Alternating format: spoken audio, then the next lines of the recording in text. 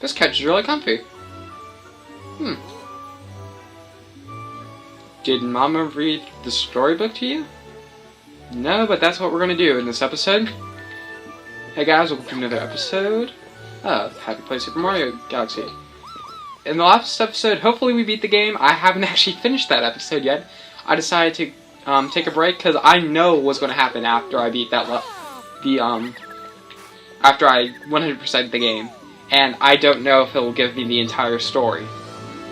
So I decided, because I'm going to do this as a bonus episode anyway, that I will show you guys the entire story in this episode. So without further ado, let's get going. And I think Rosalina pops from there to here. Yeah, Chaos said something about mothering a bunch of Lumas as an adoption, so she basically wants to fly her starship and adopt a bunch of Lumas. Yeah, they look the same. They basically are the same. Chaos and Rosalina. Let us begin.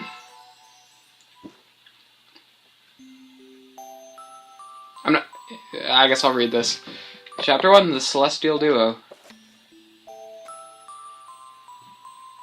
Our story begins... I'm not even going to read this.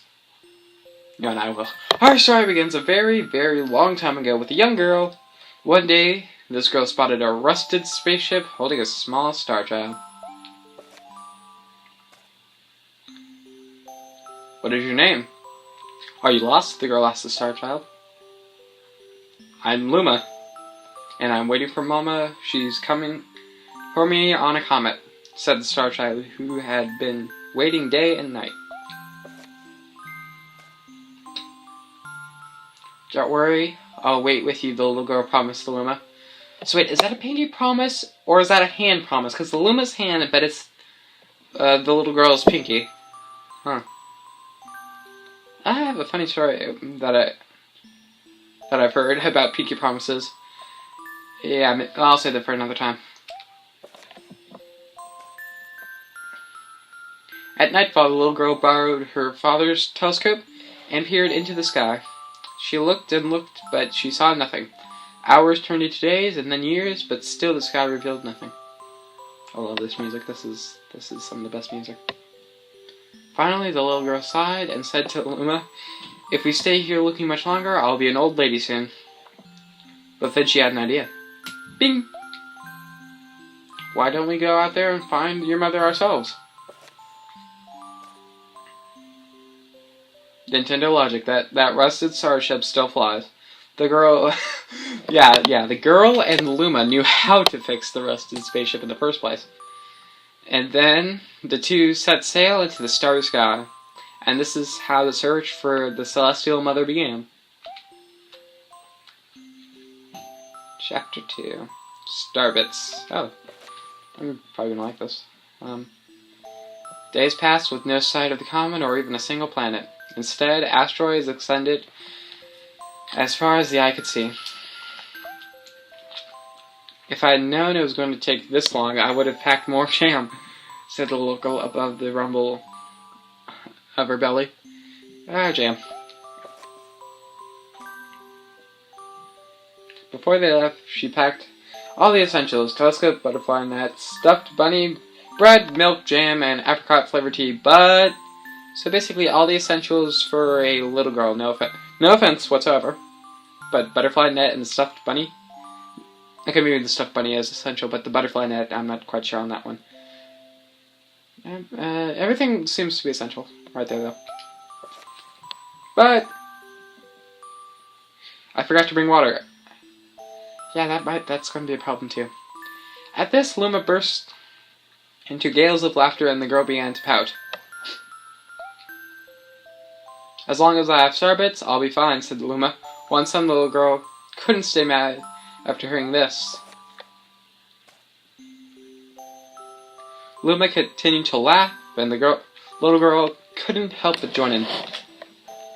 Alright, maybe just a nibble. Oh, that's how the butterfly net is essential. Leaning far out of the ship, The pair began to collect starbits with the girl's net. They almost fell out a few times, but kept on collecting. The starbits tasted like honey. Chapter 3. The Comet. I have no idea how long this is going to be. A beam of light pierced through the ship's window. Thinking it was the morning sun, the girl peered out the window only to find a turquoise blue comet shimmering at her. The little girl shook the sleeping Luma awake and shouted, "We have to get the comet." The pair descended on the comet and found that it was made of ice. They looked high and low, but Luma's mother was nowhere to be found. Exhausted, the little girl sat down with a flop, utterly unable to take another step. "Look." Peering down at the icy ground where Luma was pointing, the girl suddenly noticed clusters of starbits encased in the ice. "Pretty good, huh? Finding starbits is my specialty," said Luma, beaming. Was that a pun? That seemed like a good pun. A star beaming. Yeah. "There's ice here, but it's so warm, I bet there's water here too." The two decide to stay on the comet for a while. Riding the turquoise comet, the pair search for the Luma's mother. Oh, this thing just goes on and on. The Dream, Chapter 4. One night the girl dreamed about her own mother. "Where are you going?" she asked, her mother's retreating back. Without turning, her mom replied, "Don't fret, dearest, I'm not going anywhere. I'm always watching over you like the sun in the day and the moon in the night." That'd be kind of a creepy stalker thing if it wasn't her mother.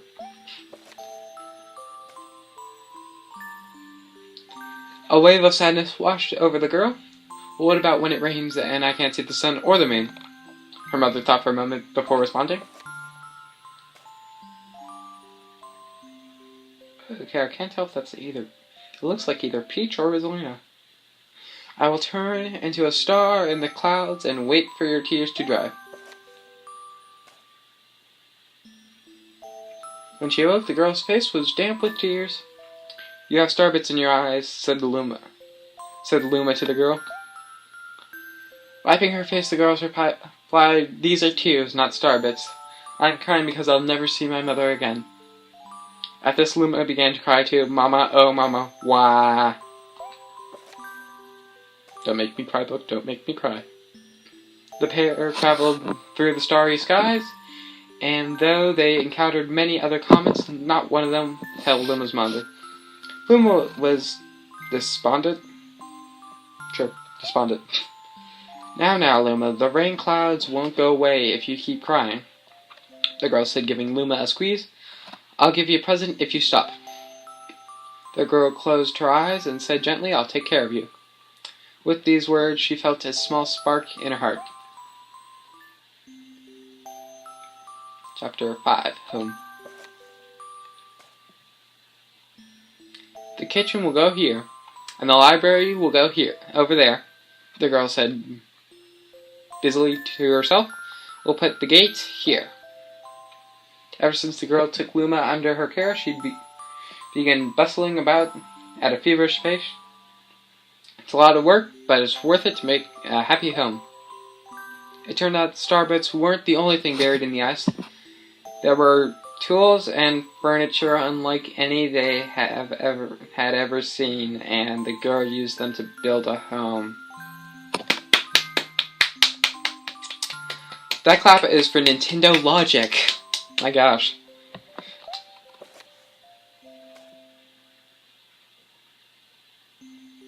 Looking at the completed house, Luma remarked, "Don't you think it's awfully big for just two of us? With the library, bedroom, kitchen, fountain, and gate, it was certainly spacious, but still something seemed to be missing."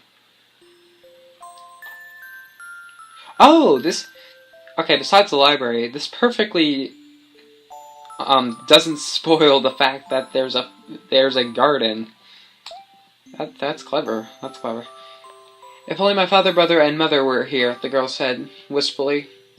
Indeed, the house was too large for two small residents.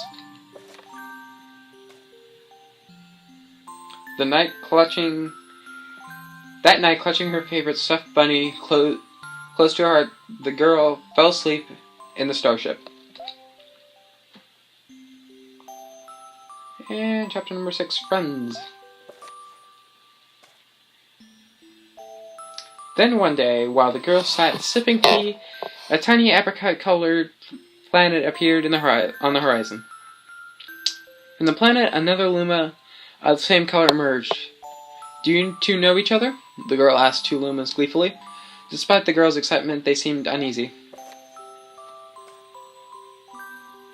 The two Lumas neither drew closer nor backed away from each other. Instead, they just stared. Then one Luma broke the silence. "My mama?" "My mama." At once the apricot Luma parroted back, "My mama, my mama." "My mama, my mama."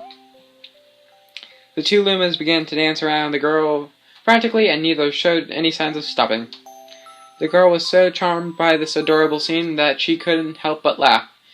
And then when something very strange happened. That's a lot of them. Suddenly more Lumas began to pop out from the apricot planet.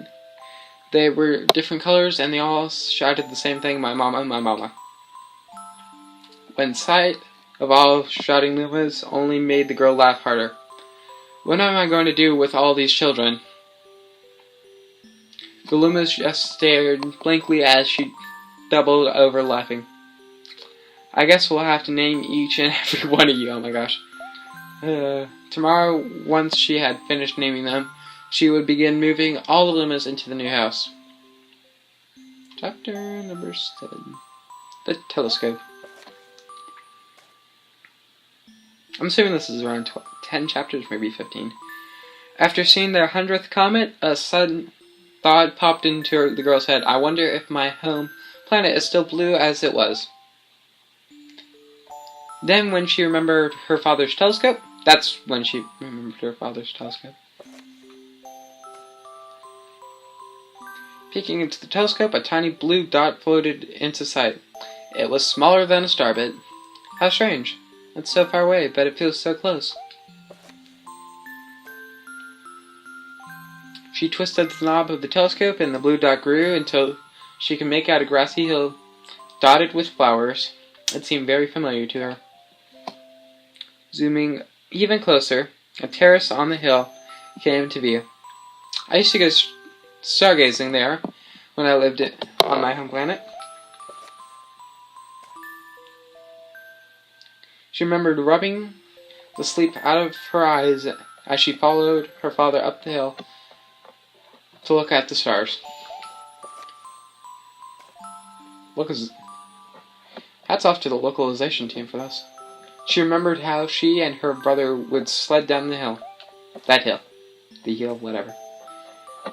She remembered having picnics with her mother on that hill on bright and windy days. And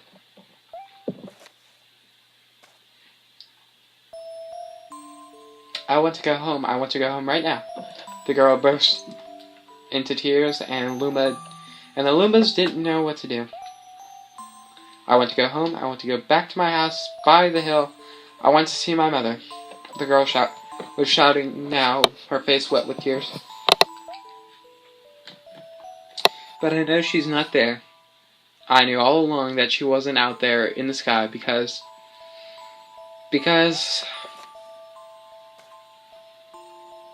she's sleeping under the tree on the hill." The girl's cries echoed through the stars, and a hush fell over the area.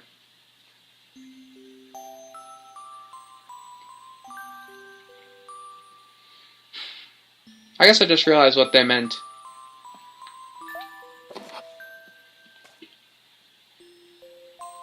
Though unusually quite cheery, one day the girl became sad again. Luma drew close and tried to comfort her. "Mama, you still have me. And don't be sad about your mama, because she's a part of you. That means she's always close by. It's like me. I love starbits because they remind me of my mama."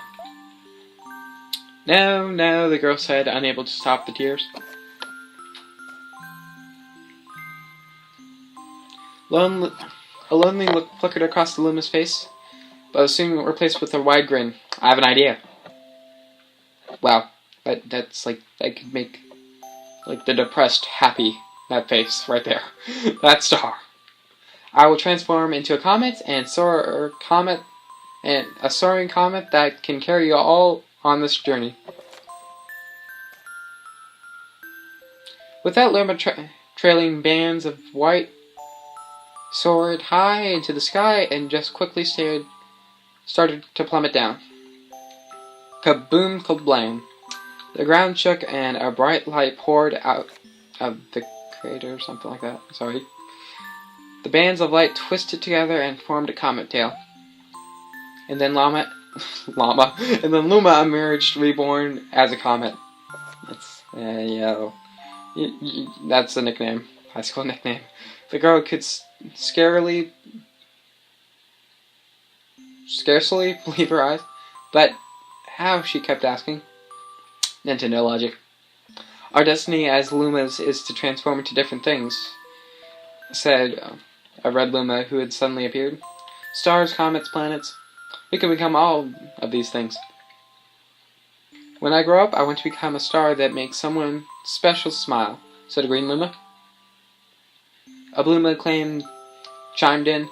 That Luma turned into a real cutie of a comet, didn't he? Okay.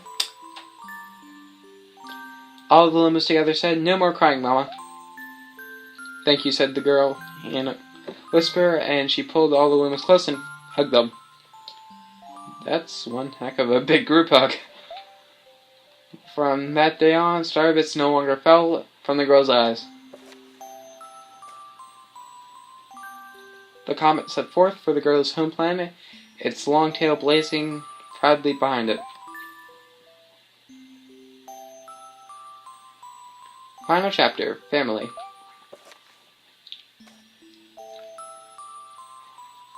With its many lumas and telescopes, the comet was quite a sight to behold. The girl and the lumas were proud to call it home. At a welcoming party for a new luma, the girl gathered everyone in the kitchen and said it in a louder voice than usual. Alright, everyone, let's make a cake. A cake sprinkled with starbits. Then it will be a star cake. And the lumas excitedly began to gather the ingredients. Oh my gosh, this girl is Peach. She's making a cake. And lumas are going to turn into toes. As she watched the lumas scurry about, the girl smiled and thought to herself, this is my family now, and I will stay with them until they're ready to leave the nest. And when they do leave, I'll see them off with a smile. There's a stereotypical creepy cat lady, but this is the creepy Luma girl. Because that's what makes a mother happiest. All the mothers listening just cried right now, I'm assuming.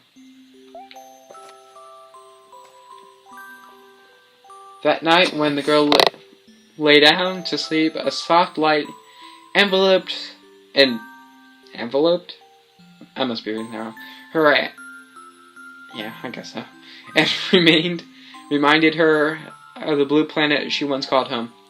But it would be nice to return home once every 100 years to nap in my favorite sleeping nook. The comet carrying the lumas, and the girl continued on its journey to this very day, with more family members in tow than can be counted. It's said that the comet visits the girl's home planet once every 100 years, its proud white tail glittering in the sky. The end. That's all. My story is finished.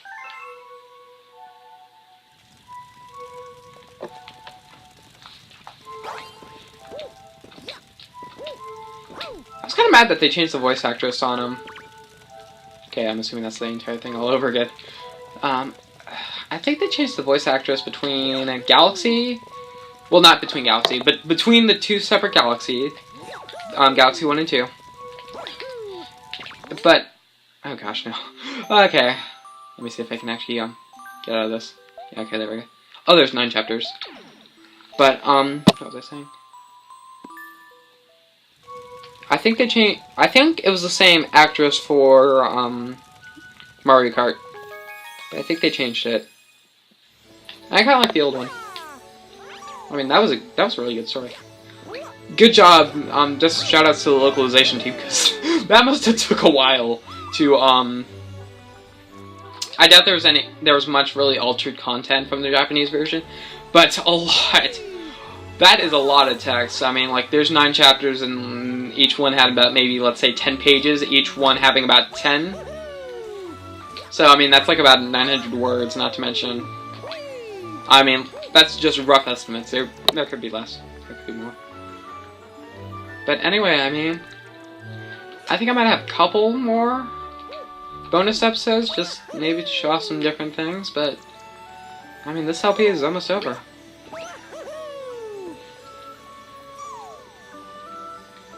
I mean, I'm gonna miss this game. I mean, for some reason, I didn't feel this way. Yeah, I didn't feel this way. Oh gosh, getting all romantic about a video game. Sad life for a nerd. But I didn't feel this way about Wii Ski much. Like, I don't know. Mainly just... But I mean... Okay, let's put it this way. Wii Ski told barely a story, but this game, like... It tells you many different stories. It tells you the 100-year story, and then it expands on...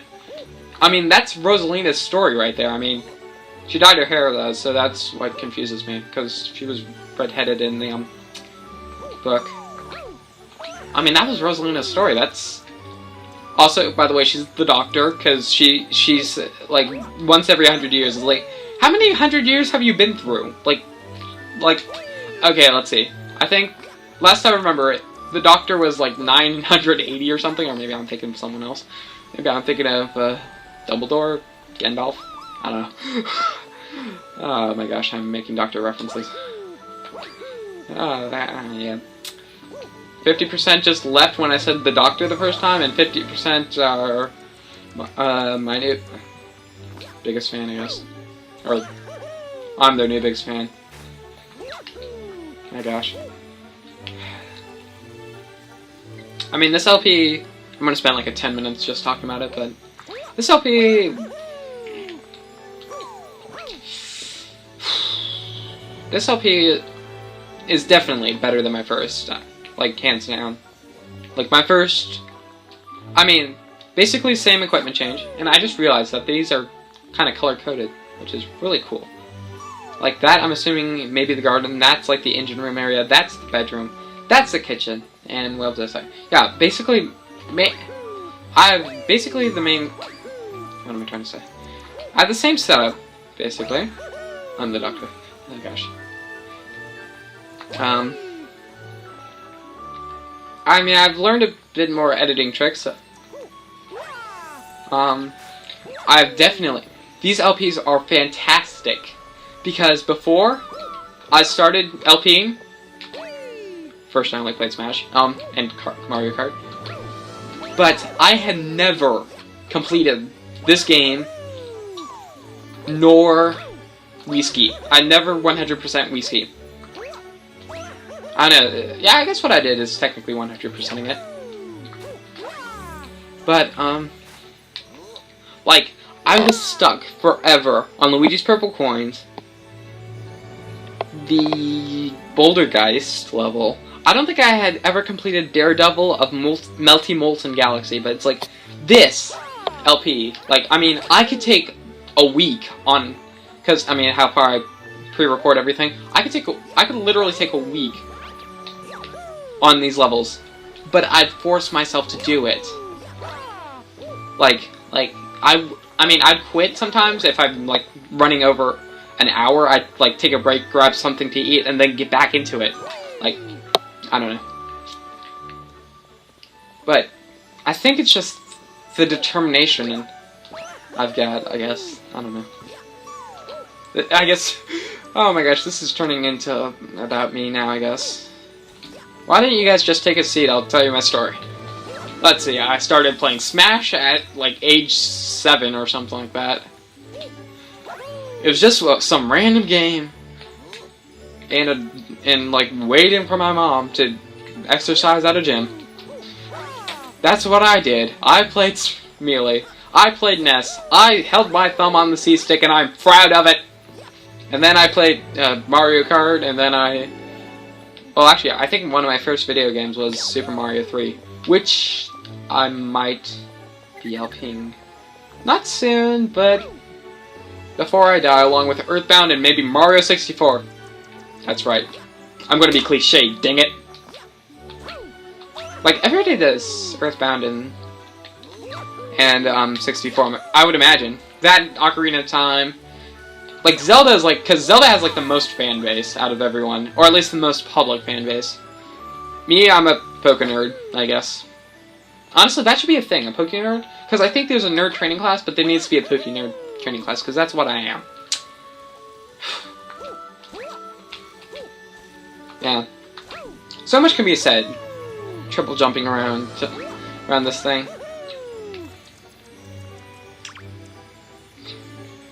Rosalina, I'm going to main you in Smash. Actually, along with Wii Fit Trainer and me.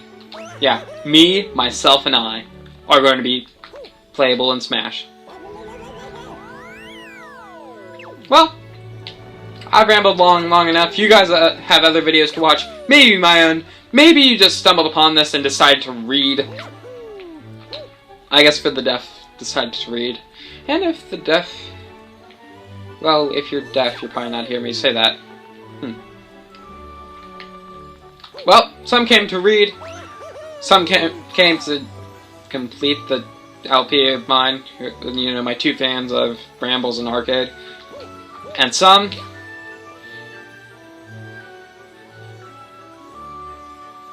just came because they had nothing better to do? I don't know.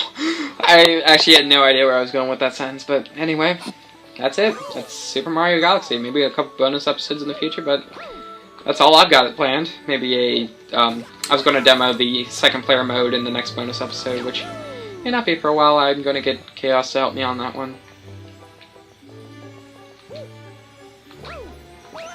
But that's it. That's Super Mario Galaxy.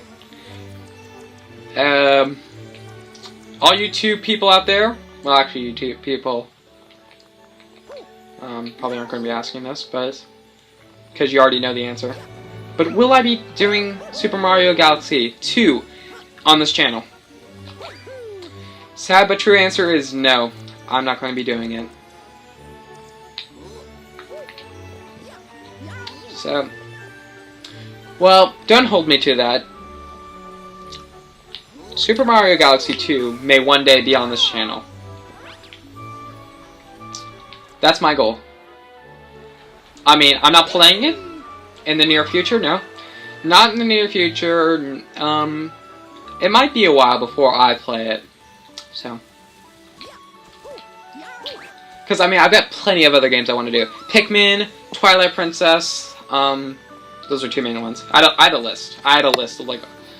I do want to do a WarioWare game. Everybody's like, oh, why? Oh, Brambles is like, why Wario? I'm like, dude, it's the best game for ADD people. I'm not saying I'm completely ADD, but it's like games that take 2 seconds. And people who have attention problems, well, I'm not saying I'm not I'm not completely ADD, but I do have a couple of attention problems. Squirrel! Sorry, wait. Oh yeah, attention problems. Yeah.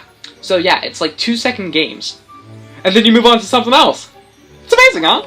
So, yeah. Anyway, it's been 30 minutes. I've been talking for 10 of those 30, so... Time to end it there. Happy Gaming Inc. Super Mario Galaxy. See you guys for my next LP. Don't cry, Happy. Don't cry. Bye!